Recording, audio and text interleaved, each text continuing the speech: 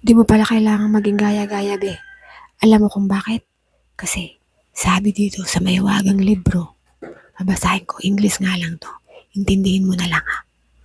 Why are you measuring yourself against others?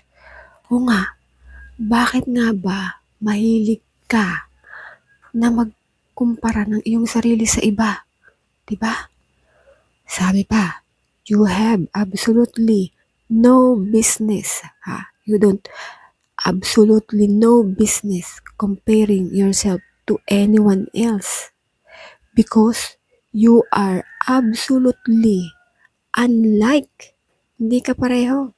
You are absolutely unlike anyone else. So, ibig sabihin, wala ka talagang katulad.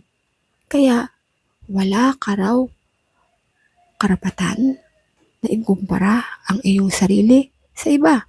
Meron pa, you actually have no capability of comparing yourself to anyone else. Because you are unique. Biruin mo yun. Di mo alam yun, oh. You are unique. Yun. Kailangan mo paniwalaan na you are unique.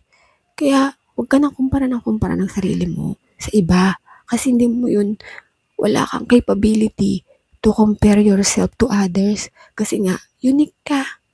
Walang comparison, kumbaga. Okay? Naintindihan mo?